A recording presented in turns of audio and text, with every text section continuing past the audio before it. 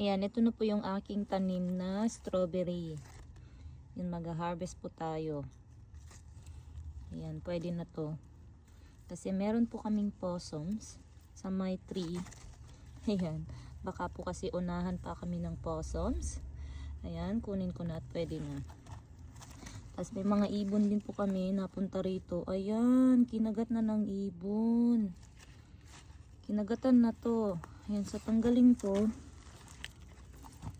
Pero hindi ko na po yan kakainin kasi may kagat. Hindi ko alam kung anong kumagat niyan.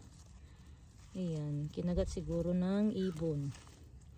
Ayan, kinain na rin to. Pabayaan ko na lang dyan at tumubo. Pabayaan ko na lang po ito dito.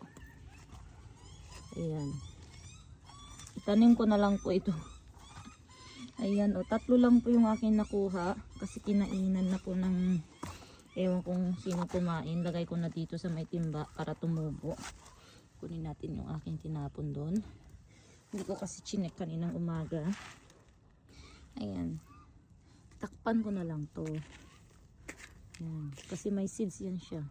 Tignan natin kung tutubo ito. Hindi ko alam kung ano yung tinanim ko dito sa may pasong ito. Parang mangga yata. Kasi bumili ako ng mangga. Yung buto nilagay ko dyan. Ayan, so meron tayong 3 strawberry. Ayan. Kinain po ng ibon yata yun.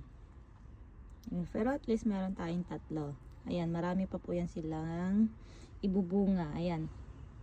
Marami pa po akong itatanim.